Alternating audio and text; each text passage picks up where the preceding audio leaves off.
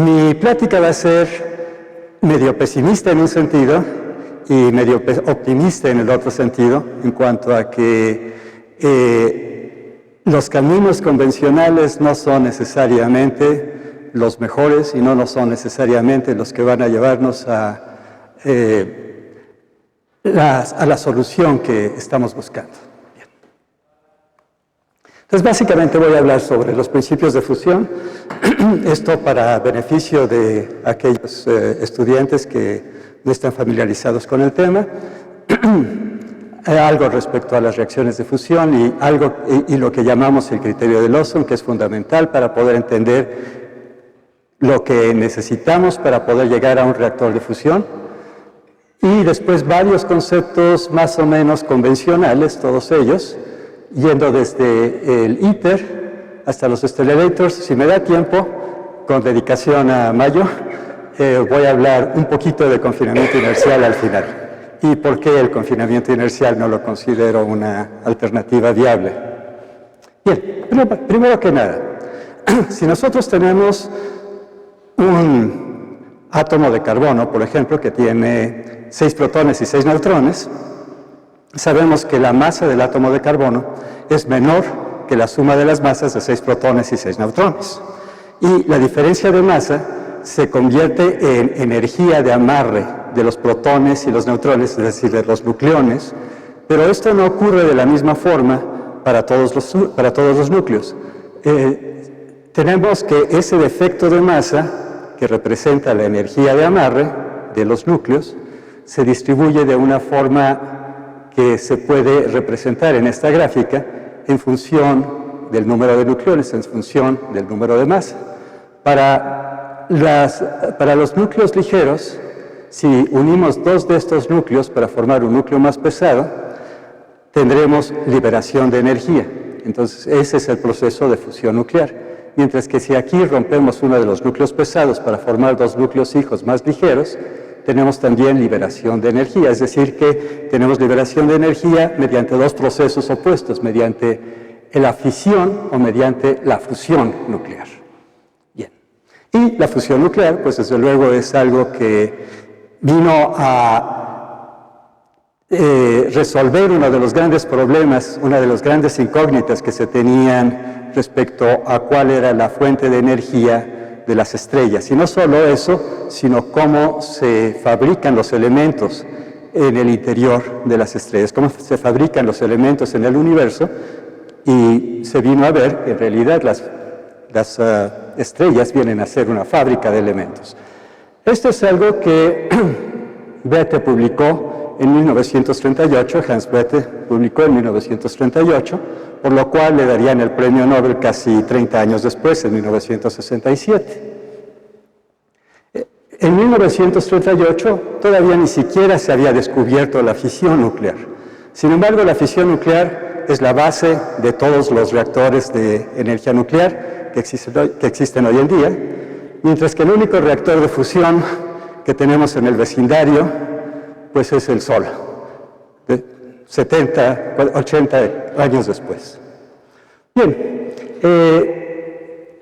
ahora, hay que ver cuáles son las reacciones que tenemos a mano para poder hacer un reactor de fusión nuclear. En el caso del Sol, se puede partir del hidrógeno, pero ese proceso es demasiado lento. Un proceso que sería menos lento en el laboratorio sería el que nos presentarían reacciones como deuterio con tritio. O sea, aquí lo que tenemos es un protón con un neutrón, aquí lo que tenemos es un protón con 2 neutrones, y esto nos da una partícula alfa más un neutrón. Pero no es suficiente esto. Necesitamos que el combustible sea fácil de conseguir. También podríamos pensar en deuterio con helio 3. El problema es que el helio 3 es poco abundante en la naturaleza. También el tritio es poco abundante en la naturaleza. Sin embargo, podríamos crear el tritio a partir de reacciones de este mismo neutrón que saquemos de aquí, con litio 6 o con litio 7, para producir este tritio que reinyectaríamos al reactor. Desde luego que si tenemos aquí deuterio, pues vamos a tener también reacciones de deuterio con deuterio. Todas estas reacciones de una forma u otra, excepto por esta, bueno, esta también, en el sentido de que también tendríamos deuterio con deuterio, todas estas involucran neutrones. Idealmente nos gustaría tener una reacción como protón con boro 11, en donde toda la energía está en forma de protones. Y en un momento explico por qué nos decidiríamos mejor por una reacción como esta. Bien, estas serían las secciones eficaces. Tómenlo como la probabilidad de que ocurran las reacciones en función de la energía de los núcleos. Aquí el problema que tenemos es que, como los núcleos son partículas cargadas, entonces tienden a repelerse, de tal modo que tenemos que acelerar un núcleo contra el otro para vencer la repulsión electrostática y que ocurran las reacciones de fusión. Bien, la probabilidad más alta resulta ser la que tenemos precisamente para deuterio con tritio, a una energía menor. Por aquí tendríamos deuterio con deuterio. Aquí esta verde sería deuterio con helio 3. Y esta otra magenta sería la de protón con boro 11. Entonces, resulta que, de todos modos, esta siempre resulta ser la más efectiva. De tal modo que el esquema que tenemos pues, puede parecer bastante tonto, pero es lo mejor que podemos hacer con lo que les acabo de mostrar. Entonces, primero que nada, necesitamos crear un plasma para que existan estas condiciones en donde los núcleos sean acelerados unos contra otros y ocurran estas reacciones de fusión nuclear. Pero entonces eso significa que tenemos que elevar la temperatura del combustible a valores sumamente altos, de tal modo que tenemos que aislarlos de paredes materiales para que no las destruyan por un lado y por el otro lado para que no se contaminen del material que rodea a ese plasma. Y este es el problema fundamental en el que se ha estado trabajando durante los últimos 70 años. Después, aquí tendríamos los neutrones que incidirían sobre este cobertor amarillo de litio. Aquí se producirían reacciones para poder producir el tritio que reinyectamos al reactor, y después aquí hay un circuito de intercambio de calor que pasaría a otro circuito para mover las turbinas para producir electricidad. De tal modo que digo que es algo que parece bastante tonto porque al final de cuentas estamos aquí utilizando tecnología muy complicada para calentar agua. Eso es a lo que se está reduciendo todo. Si tuviéramos una reacción sin neutrones, podríamos convertir directamente la energía de las partículas en energía eléctrica sin tener que pasar por este proceso de intercambio de calor necesariamente. Pero la razón por la que no lo hacemos es por lo que mostraba anteriormente. Ahora, en realidad esta idea de hacer un reactor de fusión es bastante viejo. Probablemente no alcancen a verlo, pero esta es una patente que se emitió en 1900, más bien cuya solicitud se hizo en 1947 en Inglaterra, en donde ya más o menos se veía cómo confinar el plasma por medio de un aparato con forma de dona, con forma de toro. Pero tenemos un problema que en 1947 la gente no tomaba suficientemente en cuenta. Las partículas del plasma son partículas cargadas que están siendo aceleradas y que están chocando unas contra otras, de tal modo que se produce una radiación, la radiación de Bremsstrahlung. Y la energía de fusión que tenemos que sacar debe de ser superior a la energía que se pierde por ese Bremsstrahlung, por esa energía de radiación.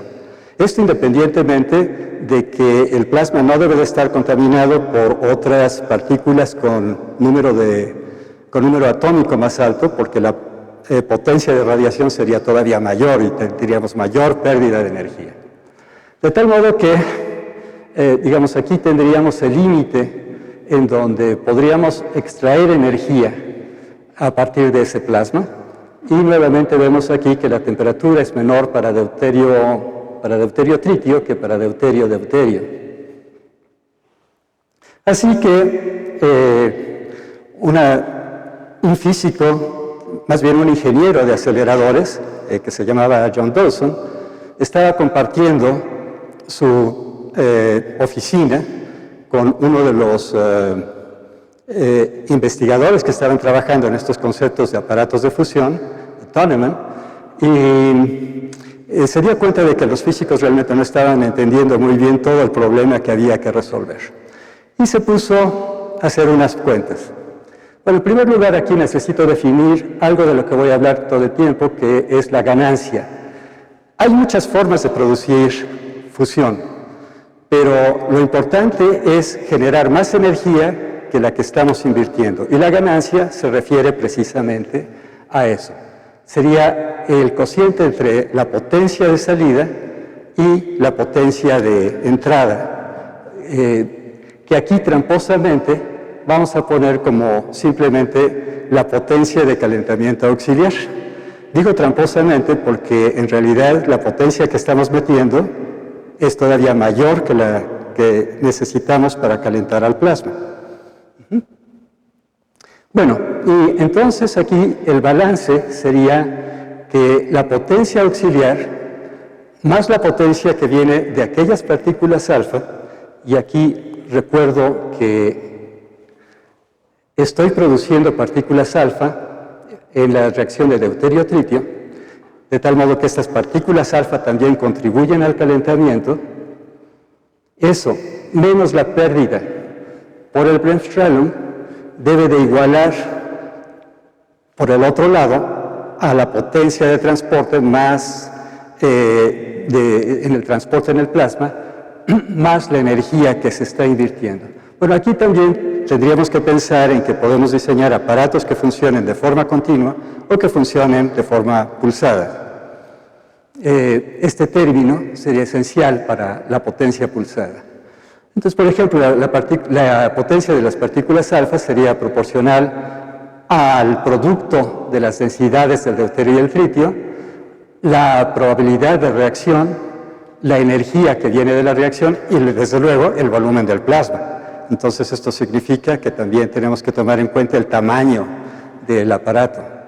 No es tan simple como podría uno pensar de hacer un aparato como el de Volver al Futuro, en donde simplemente en un reactor del tamaño de un auto podríamos hacerlo.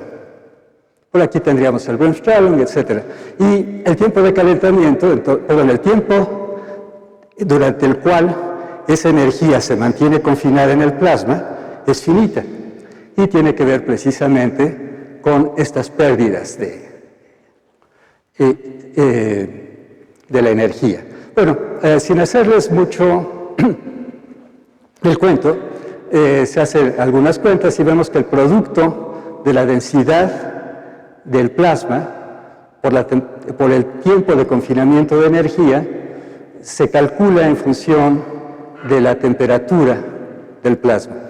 Adicionalmente, aquí se podría agregar algo que toma en cuenta la eficiencia que va más allá del calentamiento, de tal modo que esto nos reduciría todavía este producto de tiempo de densidad por tiempo de confinamiento de energía.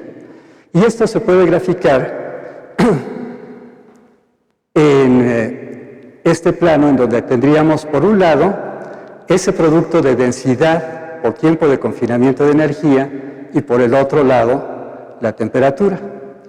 Esta línea verde aquí representaría el espacio en el cual la energía que se está invirtiendo es apenas igual a la energía que está saliendo. Si llegáramos a esta región amarilla, significaría que el calentamiento de las partículas alfa es ya suficiente para mantener el plasma, y por eso se le llamaría la región de ignición. Bueno, esto es algo, les recuerdan que aquella patente es de 1947, apenas en 1955 Lawson presentó este reporte que en su momento era clasificado, y por aquí lo que dice es, en las conclusiones, como se puede ver, el poder llegar a un reactor de fusión es mucho más complicado de lo que, más bien, implica condiciones sumamente demandantes. Y bueno, poco antes de fallecer, Lawson dio una entrevista en donde dijo, aunque mucha gente hablaba en aquella época de que en 20 años se podrían tener reactores de fusión, bueno, muchos todavía lo están diciendo.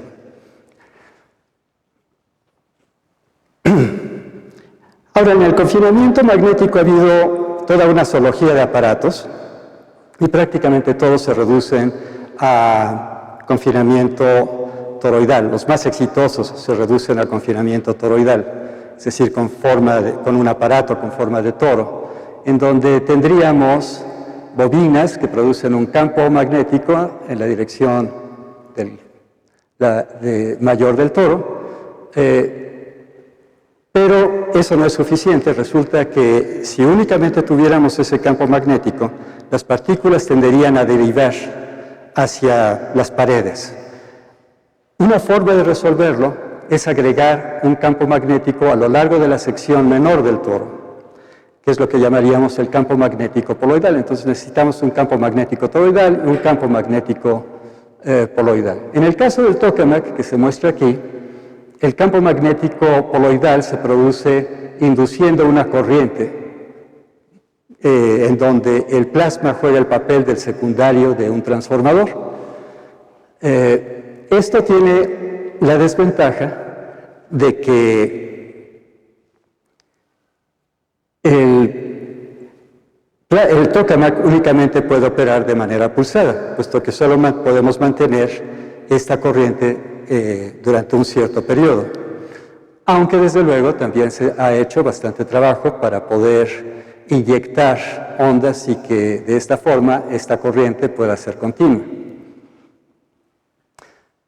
De tal modo que actualmente se tienen básicamente estos conceptos de confinamiento toroidal, en lo que sería el tokamak convencional, el tokamak esférico, que más que una dona se parece a una manzana a la cual estamos quitando el carozo. ¿Y qué pasa si en lugar de inducir una corriente, producimos tanto el campo magnético toroidal como el campo magnético poloidal por medio de corrientes externas? Eso sería el stellarator, y eso nos daría la oportunidad de poder tener un aparato de operación continua, no de operación pulsada, o sin necesidad de tener que inducir esa corriente mediante ondas externas. Este es otro aparato conceptualmente parecido al tokamak, y el pitch de campo invertido. Pero únicamente hay dos aparatos que han operado con deuterio y tritio hasta la fecha. El TFTR, que operó en Princeton hasta los años 90, 2.4 metros de radio mayor y 80 centímetros de radio menor. JET, de 3 metros de radio mayor, 1 metro de radio menor. Y estos son los resultados que obtuvieron con deuterio y tritio en aquella época. ¿Por qué únicamente entonces? Bueno, porque a pesar de que eran los únicos dos que estaban diseñados para trabajar con tritio, implicaba que la producción de neutrones activaba las paredes, de tal modo que únicamente lo hicieron por periodos cortos, para poder demostrar que efectivamente esto era viable bajo el punto de vista científico, pero si hubieran mantenido esto durante un tiempo suficientemente largo, hubieran tenido que cerrar la máquina, porque la máquina misma se volvía radioactiva. De hecho, tuvieron que dejar pasar un poco de tiempo para poder seguir operando en jet. Ahora regreso a la ganancia. De la potencia de fusión total que tenemos en la reacción, una quinta parte es la que viene en la energía de las partículas alfa. Si hacemos las cuentas, aquí, vemos que la fracción de calentamiento por estas partículas alfa se puede expresar en función de la ganancia de esta forma. Es una álgebra sencilla. Y lo que tendríamos es lo siguiente. La física que se conoce actualmente estaría por aquí, en donde el factor de calentamiento, si trabajáramos con tritio, sería apenas del 17%. No podríamos hablar de un plasma en combustión si no tenemos por lo menos una ganancia del orden de 5, lo cual implicaría que el factor de calentamiento estaría en el 50%. La ignición representaría el caso en donde ya no necesitamos energía de calentamiento externo, y esto sería el 100%. Bien. Con la física que se sabe hasta el momento, se han hecho leyes de escalamiento, de tal modo que, por ejemplo, el tiempo de confinamiento de energía sería función del campo magnético toroidal, la potencia de calentamiento, la corriente del plasma, otros factores, y se ve que prácticamente todos los experimentos de tokamaks e incluso experimentos de accelerators caerían sobre esta regla. En base a eso decidieron hacer una extrapolación.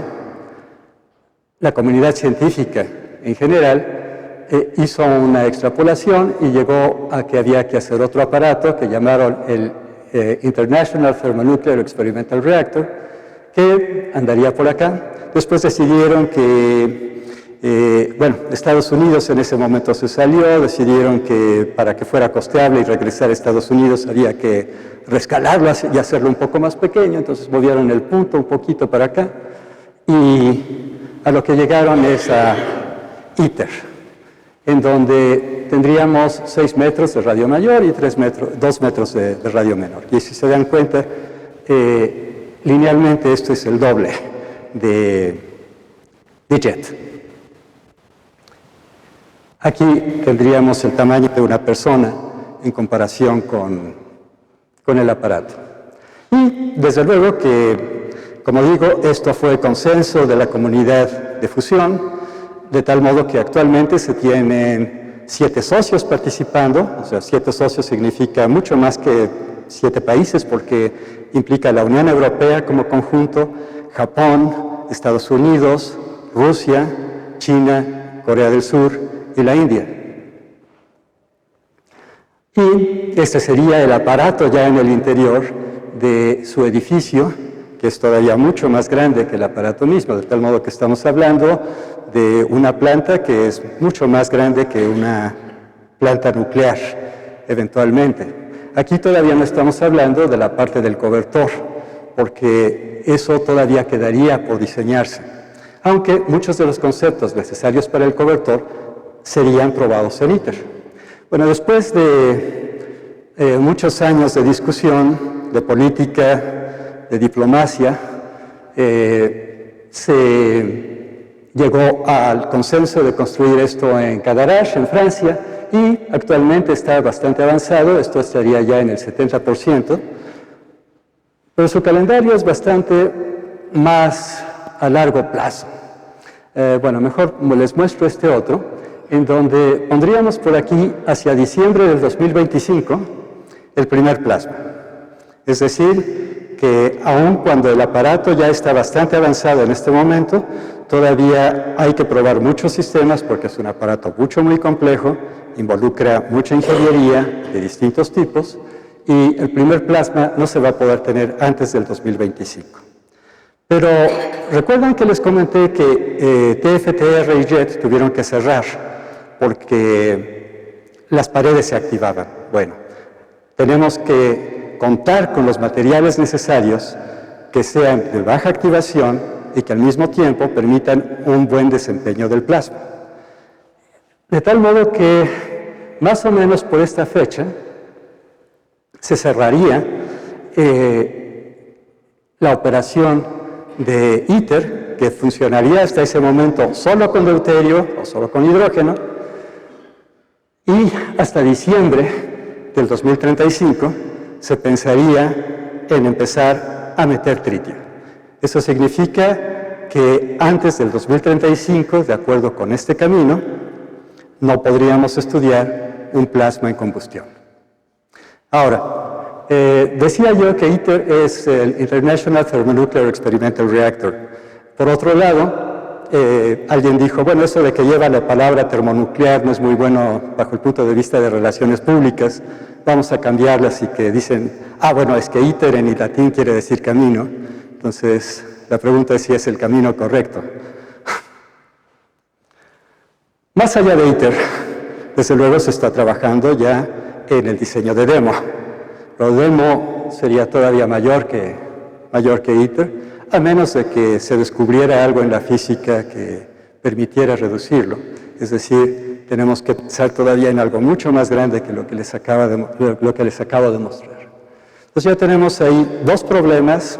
Por un lado, no hemos estudiado plasmas en combustión. Por otro lado, no tenemos los materiales para hacer un reactor. Si no tuviéramos los materiales necesarios, podemos llegar a construir un demo que sea algo así como el viaje a la Luna, en donde se entrega algo de energía a la red, pero después de poco tiempo el aparato tiene que ser cerrado y no es viable bajo el punto de vista comercial. Así que tenemos esos dos problemas. Ahora, hay otro tercer problema. La duración de los pulsos, que está relacionado con lo que los ingenieros llaman el factor de Planck. O sea, necesitamos que el aparato esté funcionando durante un tiempo suficientemente largo. Bueno, todos los experimentos que se han hecho llegan apenas al orden de los 100 segundos. ITER iría un poco más allá. Y para DEMO necesitamos muchos órdenes de magnitud más allá que eso. Eso, lógicamente, estaría relacionado con nuevas tecnologías que sí se están probando ya, se utilizarán para ITER, y se tiene, por ejemplo, este experimento que es el K-STAR en Corea del Sur, en donde se está tratando de producir pulsos cada vez más largos. No solo que el tiempo de confinamiento sea largo, sino que los pulsos sean suficientemente largos. Y aquí no me he metido para nada con la física de plasmas, que tiene su otro problema. Por ejemplo, no podemos meter más presión que cierto límite, porque entonces empieza a haber inestabilidades y el plasma empieza a desprenderse hacia la pared. De tal modo que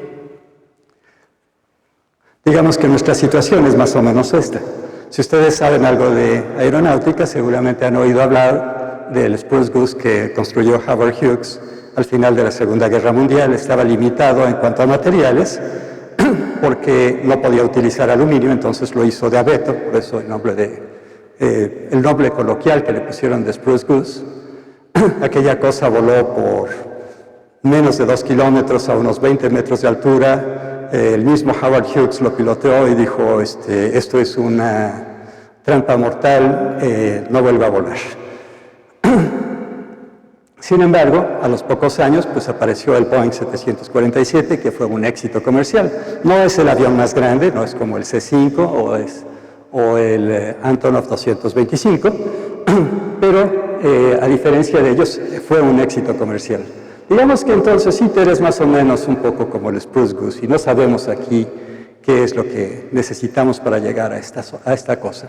Lo que quiero transmitir con esto es que el concepto no es necesariamente equivocado, la tecnología era la equivocada. Entonces, estos son los tres obstáculos que tenemos que resolver. Bien, ahora, pero necesitamos entonces dos cosas. Por un lado, temperaturas altas y por el otro lado que se cumpla con este criterio de Lawson. Ahora, la densidad por la temperatura lo que nos da es la presión, es decir, que necesitamos presiones altas y que al mismo tiempo el aparato sea capaz de sostener sin llegar a inestabilidades. Estas dos rutas de asalto que llamo yo corresponderían a lo que un investigador en MIT, Jeffrey Friedberg, llamaría el camino de Arnold Schwarzenegger o el camino de Shaquille O'Neal. O sea, el camino de Shaquille O'Neal es hacer aparatos muy grandes.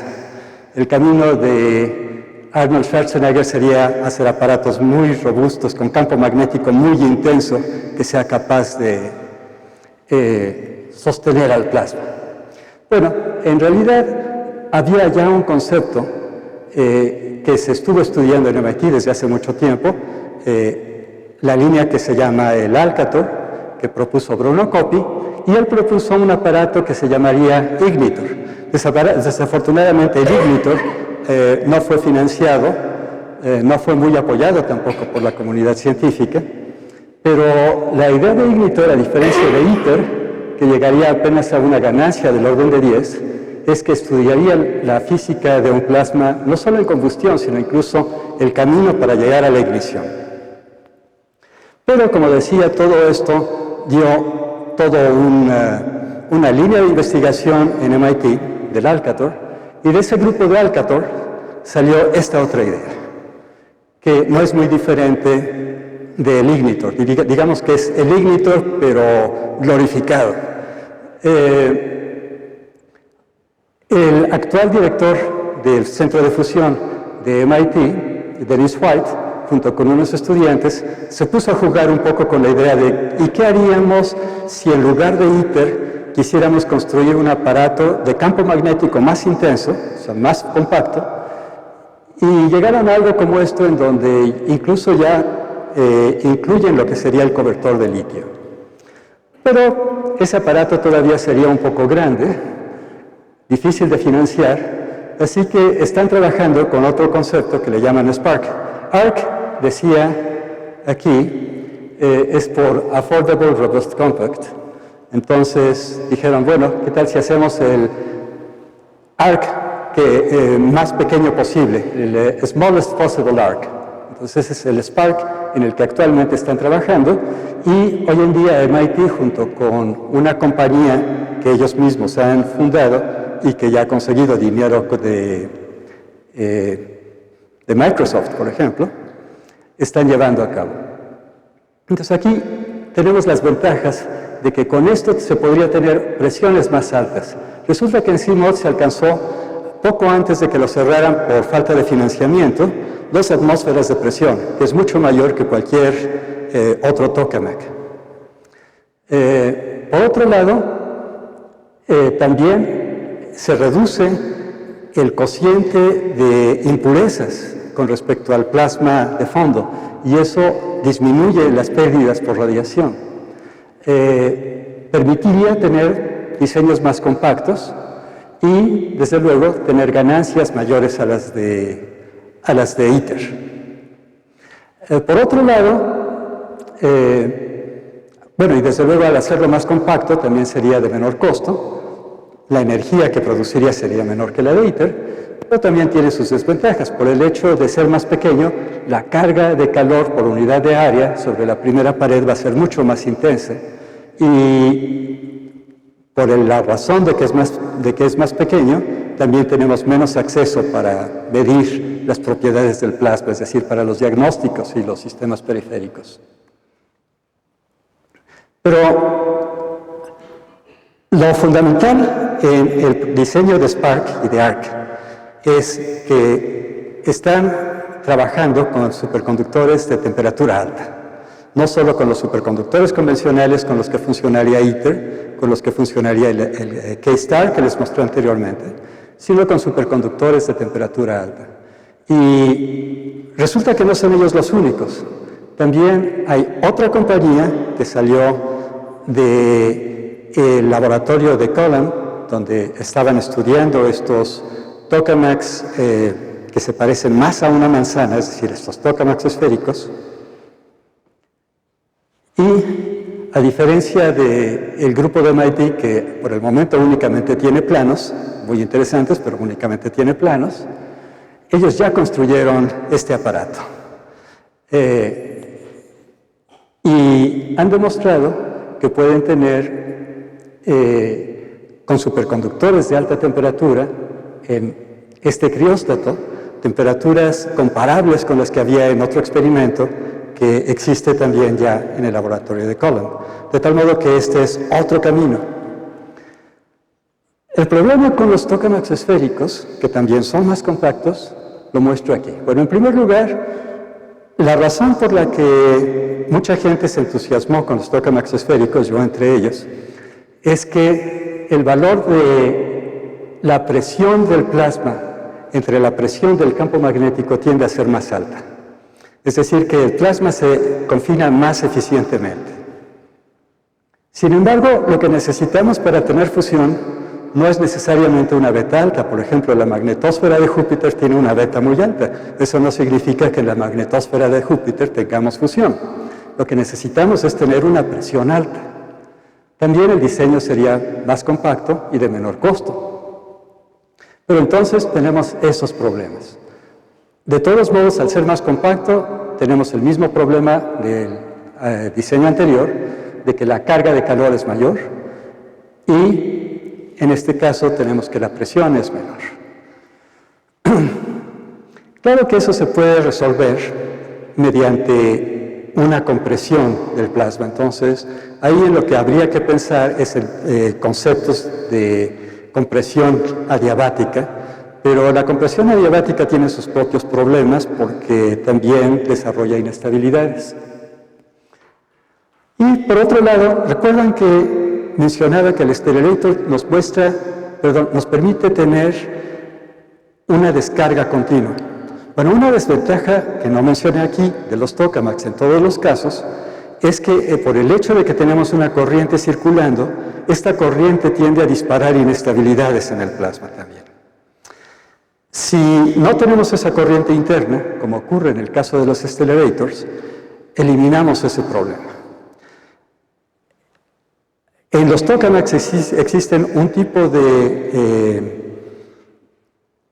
inestabilidades catastróficas que llamamos disrupciones, en donde el plasma se va completamente a la pared y que si tenemos una enorme cantidad de energía almacenada en el plasma, pues va a dañar las paredes.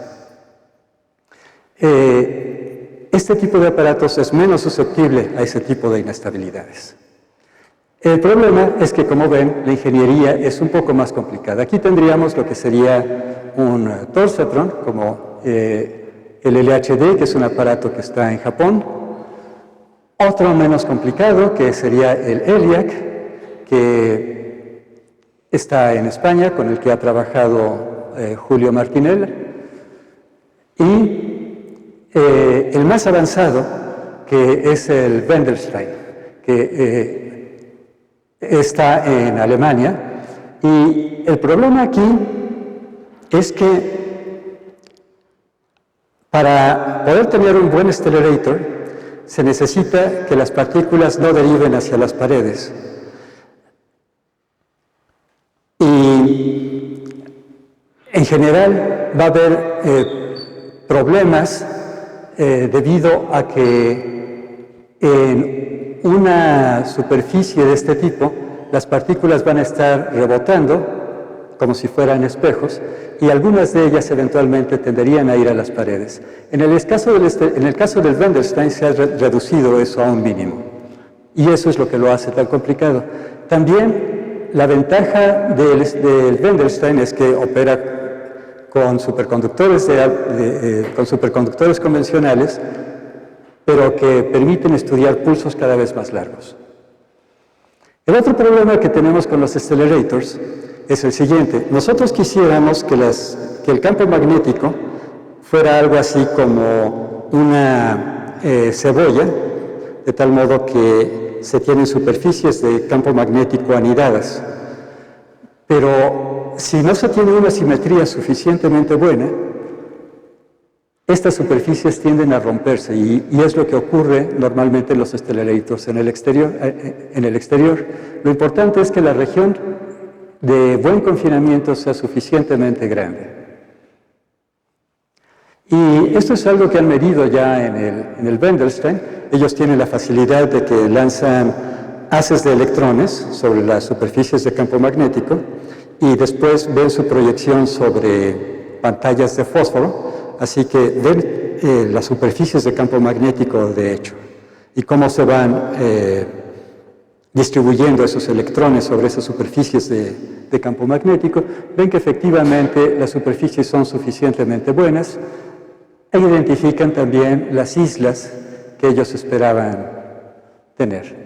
Pero existen otras ideas, por ejemplo, ¿qué pasa si combinamos un tokamak con un accelerator? Eso es algo que un investigador de la Universidad de Columbia, con Princeton, que es Alan Busser, ha estado proponiendo desde hace mucho tiempo. Por ejemplo, podemos iniciar el tokamak como un accelerator y después ya seguirlo operando como un accelerator.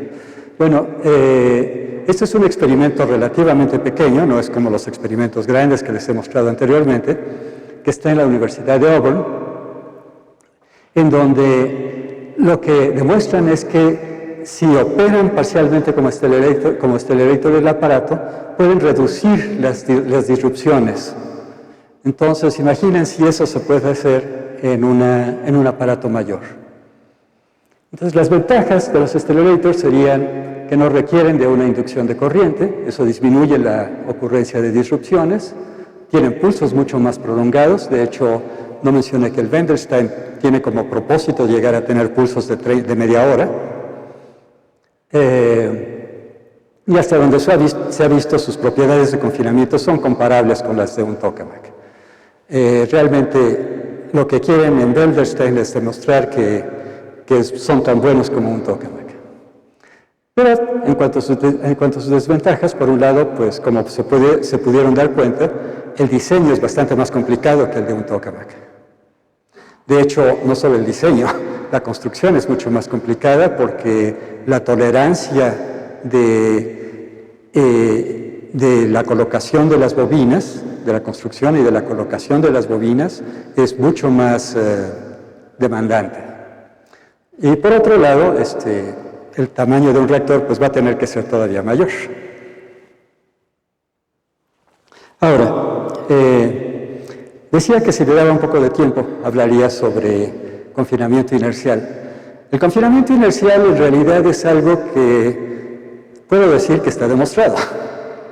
Las bombas de hidrógeno son esencialmente confinamiento inercial. Las estrellas son confinamiento inercial.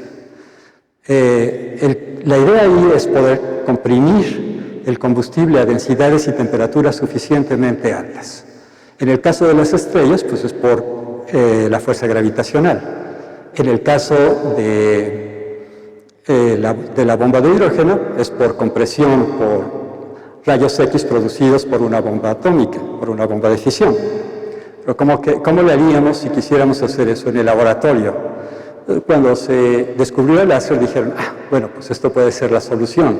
Podemos hacer confinamiento inercial a nivel microscópico, de tal modo que las explosiones puedan ser contenidas. O sea, no sean catastróficas, sino que puedan ser contenidas.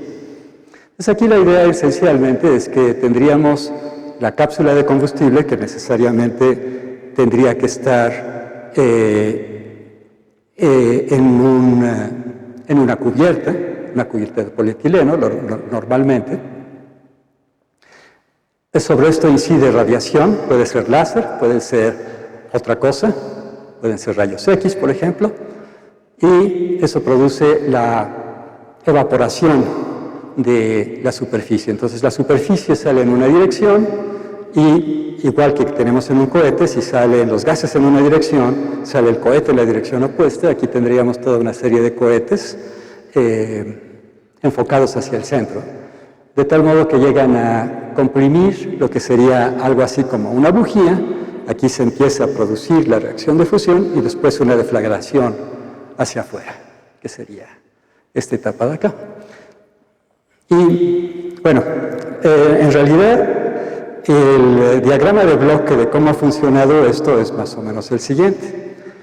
Desde que se inició esto, todo surgió dentro de la comunidad de diseño de armamentos, de tal modo que ellos ya tenían el código para la implosión hidrodinámica y de acuerdo con eso trataron de escalarlo y dijeron, bueno, necesitamos hacer un láser de tal tamaño, con tal energía. Se hacen los experimentos y se ve que la física no corresponde al código. Entonces, hay que incluir la nueva física, corregir el código y ver de qué tamaño es el siguiente láser. Se construye el láser y otra vez hay nueva física que no se había contemplado en el código, etcétera, etcétera, y así se va iterando. De tal modo que al final se construyó en Estados Unidos un aparato que se llama el National Ignition Facility. También en Francia se ha estado construyendo el láser megajoule, que hasta donde yo sé todavía no han terminado. Yo no he oído nada del láser megajoule. Y por ahí del 2013, por ahí de octubre del 2013, empezaron a mencionar que tenían ya resultados. En febrero del 2014 publicaron el artículo. Para darles una idea, lo que ocurre es esto. Aquí se tiene la cápsula del combustible, se tienen 90 y tantos láseres que inciden sobre el interior de una cavidad. Lo importante aquí es que la energía del láser se convierta en energía de rayos X y esos rayos X compriman la cápsula. El experimento es muy bonito, los diagnósticos que tienen son formidables. Entonces, esto sería la cápsula de combustible con hielo de deuterio-tritio y un gas de deuterio-tritio. Diseñan la forma del pulso de los láseres, de tal modo que se haga la compresión tal como ellos quieren, con una subida y después otra subida. Y demuestran que efectivamente tienen ya aquí los neutrones. Esto es una tomografía, pero de neutrones. O sea, lo que nos está mostrando es de dónde vienen los neutrones en la cápsula. Y al final tienen toda una serie de disparos, de los cuales la nomenclatura nos dice la fecha del disparo, es decir, que tienen un disparo por día. Cuanto mucho pueden producir 2 disparos por día. Y la parte rosa corresponde a la energía que vendría ya de las partículas alfa, lo cual está demostrando que ellos ya están, de alguna forma, aquí teniendo un plasma en combustión, por así decirlo. Pero a la hora que se hacen las cuentas, aquí no me quiero meter en la tabla, pero a la hora que se hacen las cuentas y calculamos la ganancia, resulta que se obtienen 26 kilojoules de energía de fusión. Y la energía que se metió en los láseres es de 2 megajoules. Otra vez, eso haciendo trampa, porque no estamos considerando que para poder convertir la energía de la red en energía del láser, también hubo una pérdida también hubo una ineficiencia. De tal modo que aquí llegaríamos apenas al punto 0.14 de ganancia, con un disparo al día, y el costo del disparo es altísimo. Se supo eventualmente, porque dijeron, podemos hacer esto para la comunidad científica, nada más que cada disparo les va a costar algo así como $1 millón. Entonces, obviamente eso no nos llevaría a algo que sea comercialmente viable. Eso no quiere decir que bajo el punto de física no sea interesante. De hecho, bajo el punto de física es muy interesante y, como decía, todo esto surgió dentro de la comunidad de diseño de armamento, de tal modo que para ellos es importante el validar los códigos que están utilizando, y esta es una forma de validar esos códigos. Actualmente no se hacen pruebas nucleares, pero en lugar de hacer pruebas nucleares, se hacen pruebas por computadora, pero esos códigos tienen que estar validados. Entonces, concluyendo, bueno, en primer lugar, el estado actual de la investigación en fusión nuclear, pues todavía no nos permite establecer a qué plazo vamos a poder tener reactores. O sea, de tal modo que si dicen, bueno, en 30, 50 años, puede ser que sí, pero la verdad es que en este momento no lo sabemos. No tenemos los elementos, igual que cuando Lawson estaba haciendo su trabajo, tampoco se tenían los elementos. ITER es un experimento necesario, desde luego, pero no es forzosamente el camino hacia los reactores de fusión comerciales. Por otro lado, es imperativo realizar experimentos con plasma en combustión. Y esto no significa nada más ITER, significa que necesitamos tener otros experimentos aparte de ITER que nos permitan estudiar esa región de los plasmas en donde el calentamiento de las partículas alfa sea suficiente y que al mismo tiempo sirvan como fuentes de neutrones para poder probar materiales para los reactores de fusión. No solo los materiales, también el cobertor. ¿Cómo se puede probar conceptos de cobertor si no tenemos fuentes de neutrones de 14 MeV como los que van a salir de un reactor de fusión? Por otro lado, esto está relacionado, el desarrollo de los materiales es muy importante. También hay que reconocer que nuevas tecnologías pueden hacer lo anterior posible. Por ejemplo, hasta hace muy pocos años no podríamos estar hablando de superconductores de alta temperatura para este tipo de aplicaciones, porque también los superconductores, cuando están sometidos a campos magnéticos muy intensos, quiero decir, los superconductores de alta temperatura, cuando están sometidos a campos magnéticos muy intensos, pierden sus propiedades de superconductividad. Así que eso implica un desarrollo por sí mismo. También, entonces, queda mucho trabajo por hacer en varias áreas. Y con respecto a lo último que mencioné, el confinamiento inercial es muy interesante, la interacción de plasma láser es bien interesante bajo el punto de vista de física, pero no se ve muy prometedor en comparación con lo que se sabe de confinamiento magnético. Ok, eso es todo entonces.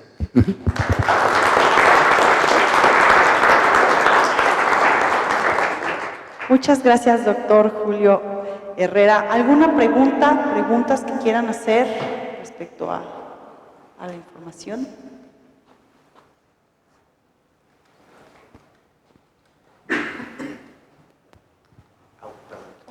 Pues muy bonita la plática, gracias. Yo nada más tengo una pregunta, si en ITER se sabe, si en ITER se están empezando a hacer estudios acerca de qué tan robusta puede ser la máquina. Pensando en la analogía de los aviones, un avión se puede caer con una probabilidad de 1 entre 1000 quizás. ¿Qué probabilidad existiría de que ITER se rompiera? ¿No? O sea, bueno, lo que sería equivalente en el caso de ITER serían las disrupciones. Y desde luego que una gran parte de la investigación a la que están orientados todos los aparatos, todos los tokamaks hoy en día, es cómo mitigar y cómo evitar las disrupciones.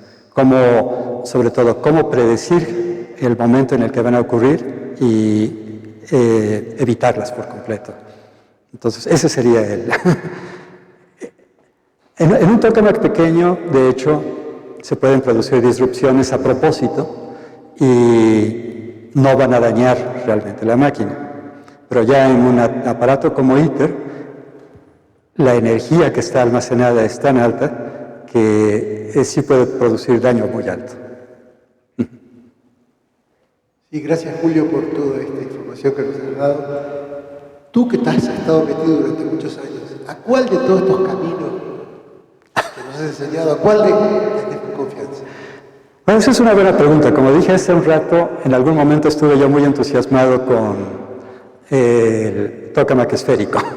Incluso ya había estado trabajando con algún estudiante en esa dirección y teníamos un diseño previo con el cual pensábamos empezar a hacer una propuesta o algo así. Pero entonces me di cuenta de que no, ese no es necesariamente el camino para un reactor, por lo que acabo de mencionar. La presión es demasiado baja. Entonces yo pienso que lo que está haciendo la gente de Spark en este momento es lo que puede ser más prometedor. Buenas tardes. Para empezar, muchas gracias por la conferencia y yo quería preguntar, ¿Qué aplicaciones, aparte de la obtención de energía por parte de la fusión nuclear, puede tener esta?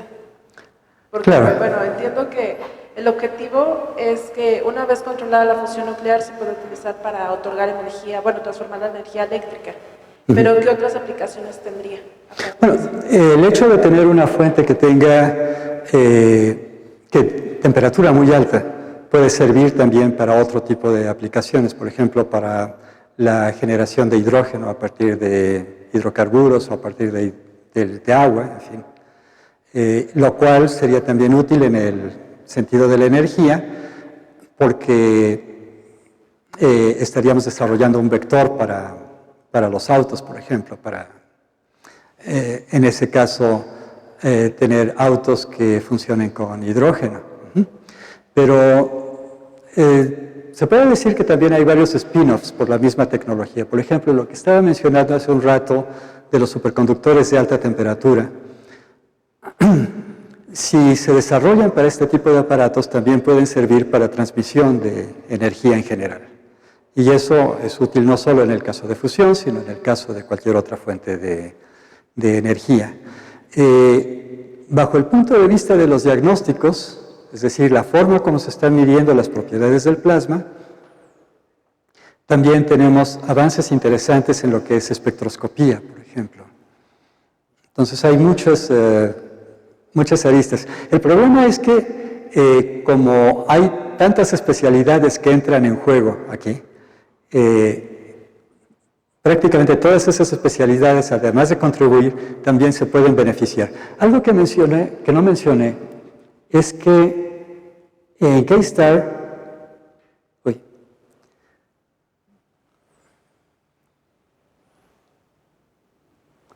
aquí está. En K-Star, al frente hay una pared con las placas de las compañías que trabajan en el aparato. Esto significa que se está desarrollando toda una serie de tecnologías en relación con la fusión, pero que no nada más tienen que ver con la fusión.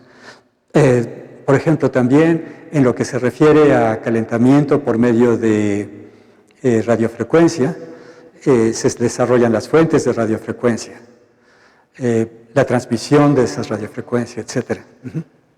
Bueno, siendo un poquito más específica, no sé si usted tenga conocimiento en eso o alguna aplicación, pero a mí me interesa la aplicación de esta fusión nuclear en la creación de motores para cohetes.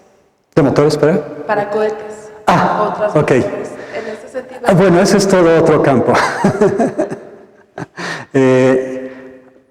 Hace como unos 10 años, no, ya como 20 años, perdón, hubo una reunión de gente que éramos algo así como los rebeldes en contra de los tokamaks, que queríamos pensar en otras alternativas. Y se les ocurrió invitar a Edward Teller. Y desafortunadamente Edward Teller nunca puso eso por escrito, pero nos dio una plática de cómo en 8 años se podría tener una misión no tripulada a Próxima Centauri utilizando fusión nuclear. Pero él en lo que estaba pensando más bien era en explosivos nucleares. De tal modo que estos explosivos nucleares fueran los que aceleraran la nave hacia Próxima Centauri y después explosivos nucleares para poder frenarla. De todos modos, sí hay bastante investigación, no solo en fusión nuclear, sino en física de plasmas en general, relacionada con propulsores espaciales. Y se piensa que eso es fundamental para poder hacer una exploración del espacio profundo. Esto no tendría que ver tanto con los tokamaks, pero sí con otros conceptos que no mencioné aquí. De hecho, en alguna ocasión di una plática sobre eso también, aparte. Hola, ¿qué tal? Muy bella exposición.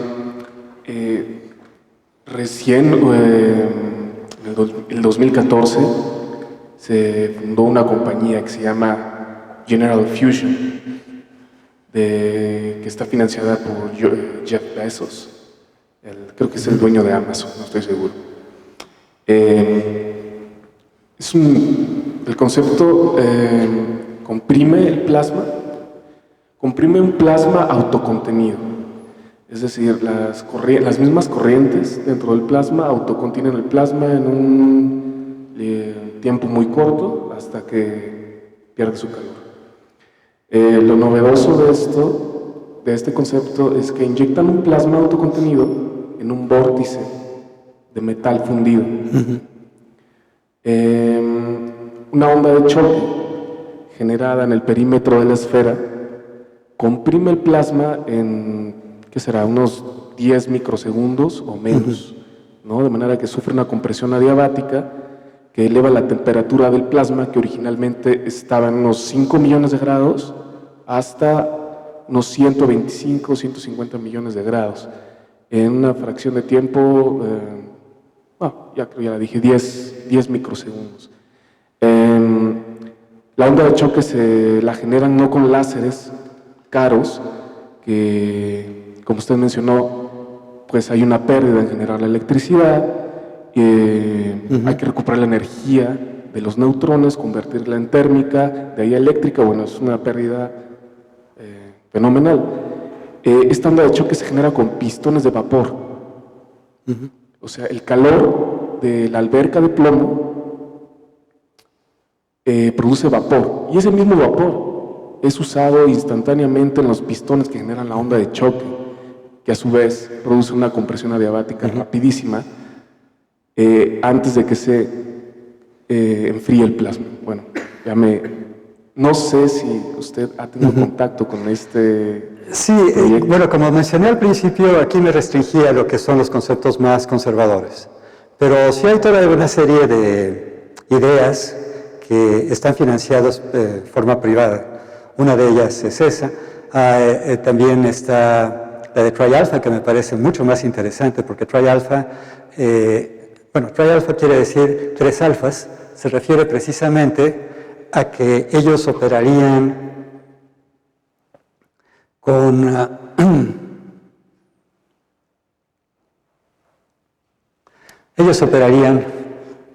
esta reacción, únicamente con partículas cargadas. Está también Lockheed Martin, que en su grupo de Skunk Works también están diseñando otro aparato de confinamiento magnético. En fin, hay varias compañías privadas que no quise ya mencionar porque es muy largo. El problema con todas ellas es si realmente esto va a poder ser escalable a un reactor de fusión.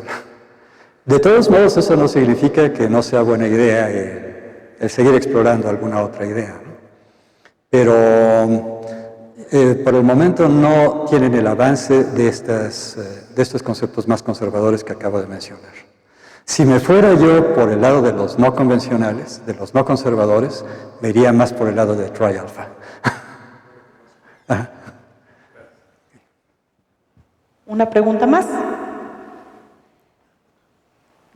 Bueno, si no, yo una que siempre nos están haciendo en las ferias de ciencias y en los stands de ciencias. Cuando los estudiantes, por ejemplo, de prepa o de primeros años de física ven este tipo de nociones o de desarrollos tecnológicos, lo que nos preguntan mucho es, ¿qué tengo que hacer para poder ser un especialista en esto? ¿Y cuáles son las probabilidades de que yo acabe siendo parte de un experimento de este tipo? O sea, desde la UNAM, ¿yo cómo puedo acabar involucrándome en algo así? Buena pregunta. Esto es algo que no podemos manejar a nivel institucional, ni siquiera a nivel nacional.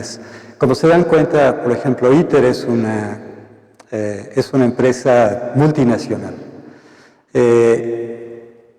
Tenemos que pensar mucho más allá que eso, y más bien lo que tenemos que pensar es en saber trabajar en equipo con los otros grupos, poder conectarnos con los otros grupos que están trabajando en esto. Sí es importante tener experimentos locales para poder entusiasmar a la gente a trabajar en ello, pero eso no significa que vamos a poder hacer algo independientemente, ¿no? Entonces, bueno, lo que ellos tendrán que hacer es primero terminar sus carreras y Sí. empezarse a especializar, porque además hay muchísimas, como bien nos decía, hay muchísimos tipos de profesiones y profesionales que están involucrados en la Claro, por el momento la investigación en fusión prácticamente se ha restringido a física de plasmas, pero no es nada más física de plasmas. Tiene mucho de ingenierías y se tiene que pensar más allá en eso. Como mencioné ahorita, más fundamental quizá que la física de plasmas es el problema de los materiales, de la física de materiales.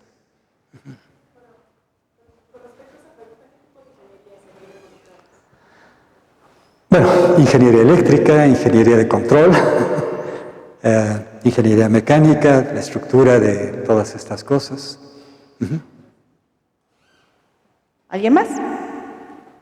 Bueno, pues doctor Herrera, muchísimas gracias por su charla, estuvo súper interesante, espero que a ustedes también les haya gustado y les agradecemos mucho su asistencia al coloquio de divulgación. Sepan que es cada mes, cada último viernes de mes y les tendremos informados por nuestro Facebook, nuestro Twitter y muy prontito por el Instagram.